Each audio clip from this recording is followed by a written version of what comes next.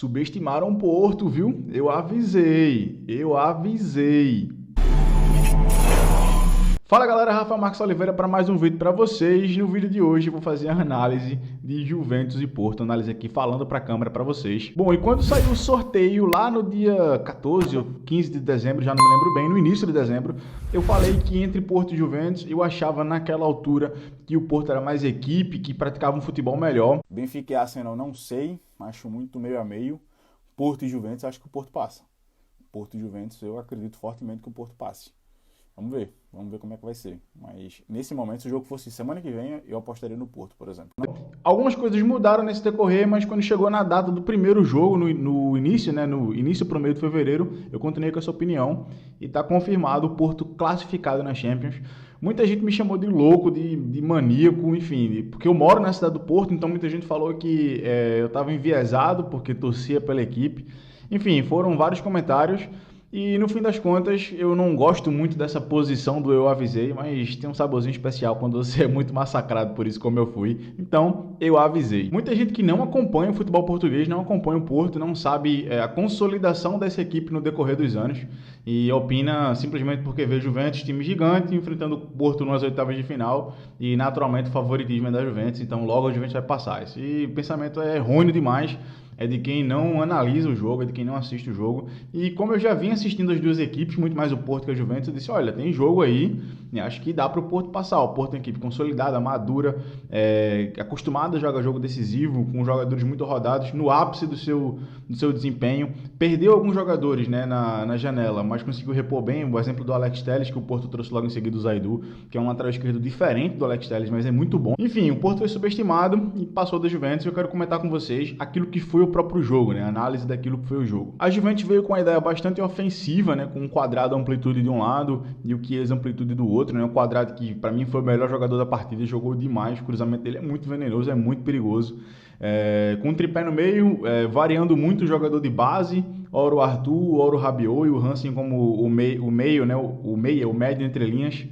E essa estrutura de tripé, somado aos jogadores de amplitude, obrigou o Porto a praticamente baixar uma linha de 6, né? Com o Corona, o Manafá, o Mbemba, o Pepe e o Zaidu, e muitas vezes até o Otávio fazia ali um sexto homem na linha, o que trouxe uma situação curiosa, diferente, que é ver uma equipe se defendendo a linha de 6, né? Ou praticamente em linha de 6. Então a estrutura que a Juventus atacou foi essa que vocês estão vendo aqui.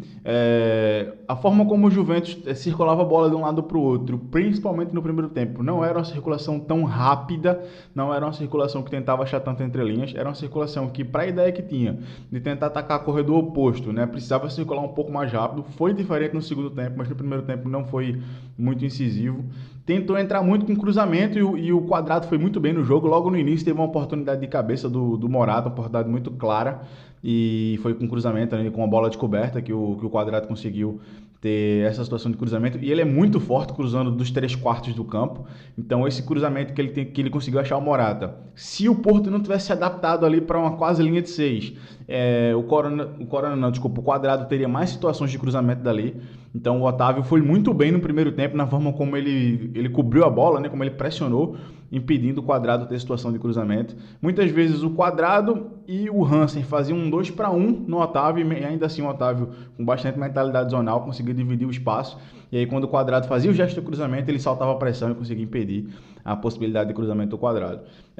Para quem tem Cristiano Ronaldo e Morata no corredor central, o Morata não é o centroavante dos meus sonhos, mas tem o Cristiano Ronaldo ali ao lado dele. É uma equipe que joga pouco por dentro, que joga pouco, faz pouco jogo interior. É difícil jogar contra o Porto dessa forma, mas achava que, pela característica da Juventus, pela ideia inicial que o Pirlo tem nessa equipe, achava que seria uma equipe que tentaria entrar mais pelo corredor central. Tentou entrar muito com cruzamento no primeiro tempo, não foi muito efetivo, né? Não foi muito bem. Já o Porto iniciou num 4-4-2 no bloco mais baixo, depois baixou o Corona do lado do Manafá para uma linha de 5, e aí ficou num 5-4-1, né, só com o Taremi mais à frente. E depois fez mais uma adaptação, que foi ali uma linha de 6 praticamente, um 6-3-1, com o Otávio, ora fazendo a linha de 6, ora mais alto, né? Então o Otávio baixava, quando o Quadrado tinha a situação de cruzamento, como eu já expliquei, ele soltava a pressão e descompactava, né? Desequilibrava um pouco a linha. Quando tinha a bola, o Porto atacava muito rapidamente a profundidade, né? Utilizou muito os movimentos de ruptura do Corona, do Marega, Taremi também. Uma equipe que já tem esse ataque à profundidade no seu DNA e faz isso muito forte. E o Zaidu também no lado esquerdo, né? Eu até comentei no grupo do WhatsApp da comunidade, é uma Hornet atacando.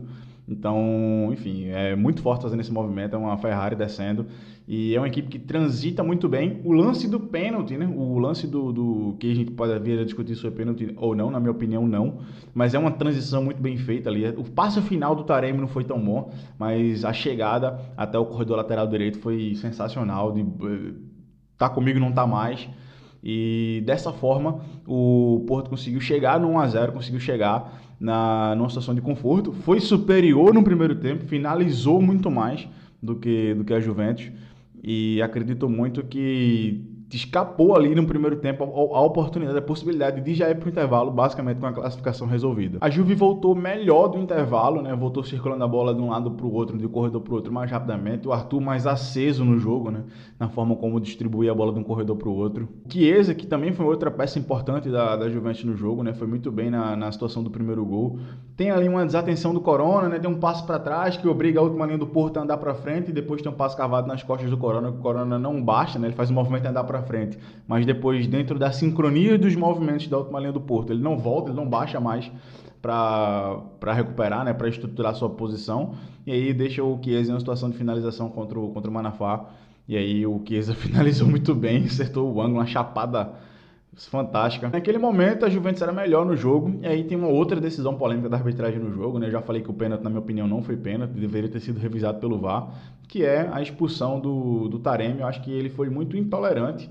A sensação realmente é que, vendo o replay, que o Taremi tentou finalizar de longe, que ele não ouviu o apito, que ele meio que tentou aproveitar a situação do Szczęsny fora da baliza, e eu acho que ele foi muito pesado, né, na arbitragem, aplicando o vermelho, e aquele vermelho, né, naquele momento em que a Juventus era melhor no jogo, que o Porto tentava se defender e defende a área muito bem, de certa forma ali impactou muito, de certa forma não, impactou muito no restante do jogo. Com a expulsão do Taremi, acho que o Sérgio Conceição, né, treinador do Porto, cometeu um equívoco ali na substituição do Otávio.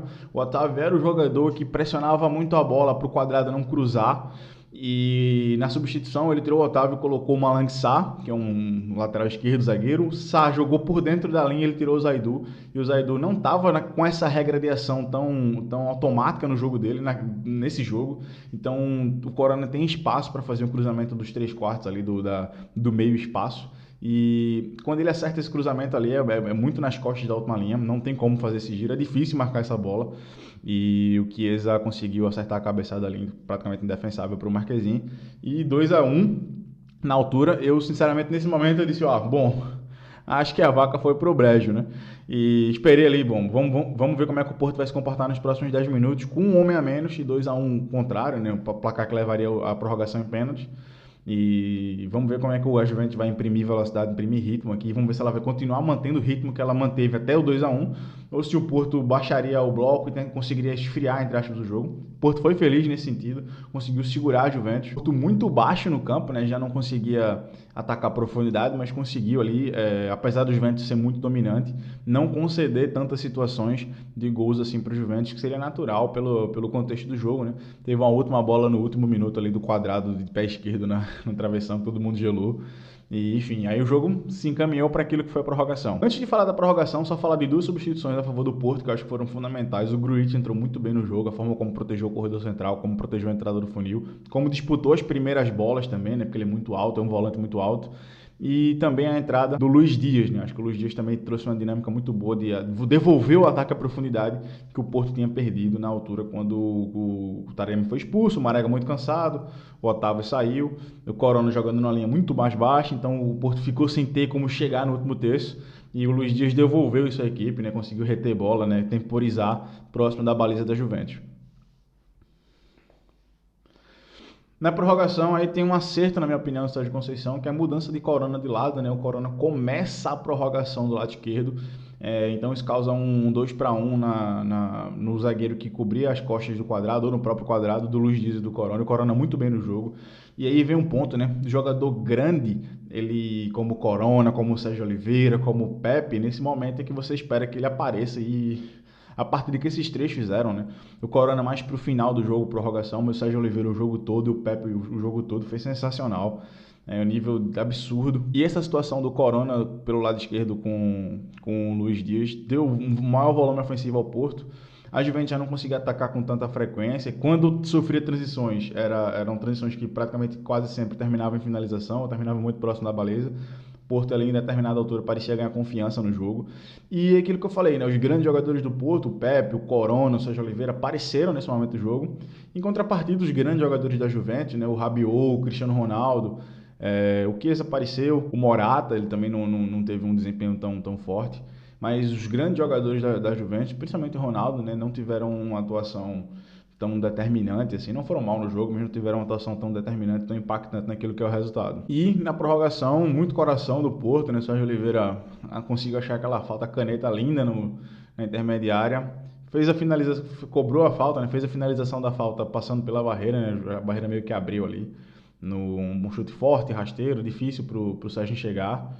Ele chegou a tocar na bola ali, muita gente falou no meu grupo do WhatsApp que tinha sido falha, que não tinha, enfim, não vou entrar nesse mérito. E ali o Porto praticamente sacramentou a classificação. Teve o gol ainda do Rabiot, que trouxe a emoção final do jogo, né, da quantidade de vezes que a Juventus tentou chegar. Na altura o Porto defendeu o resultado, defendeu muito bem. Ao meu ver, como eu disse, merecida demais a classificação do Porto para as quartas de final da Champions League. Bom, e como eu disse, não subestime algumas equipes que vocês não assistem, né? Eu vejo muita gente falar de equipes que não assistem, não vê o desempenho dessa equipe no ano, não vê como é que estão, apenas vê os resultados e não contextualizam isso. Sacramento porque estão jogando contra uma equipe maior, que aquela equipe está desclassificada. O Porto é a prova disso. A gente precisa primeiro assistir para depois analisar, para depois tentar indicar qualquer coisa.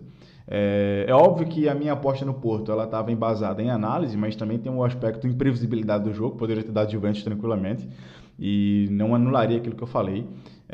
Mas acho que fica a lição, né? Não subestime equipes, primeiro. Segundo, opine, né? Quando você for opinar, não estou querendo aqui, entre aspas, cagar a regra, mas assistam jogos, analisem antes para dar uma opinião, senão isso que aconteceu pode acontecer mais vezes. Bom, galera, recado final, se você quiser fazer parte da maior e melhor comunidade de análise do Brasil, a Comunidade Mestres da Análise, o link está aqui na descrição, você clica no link e é jogado para a nossa página. Lá tem mais informações sobre a comunidade, a gente já tem quase 200 videoaulas, uma comunidade com quase 270 pessoas falando sobre o futebol com alto nível de profundidade, né? Não é aquela conversa rasa, é a galera falando com futebol de verdade, né? Todo mundo aprendendo, se ajudando, muita gente que já trabalha no futebol está dentro da comunidade e a galera lá, de fato, é uma comunidade na essência da palavra. Então, se você quiser fazer parte, clica no link aqui abaixo e busca lá as informações. Bom, se você gostou desse vídeo, se esse vídeo te trouxe alguma informação sobre o jogo, peço para você deixar o like, também se inscreve no canal, isso ajuda demais a continuar produzindo conteúdo aqui para você.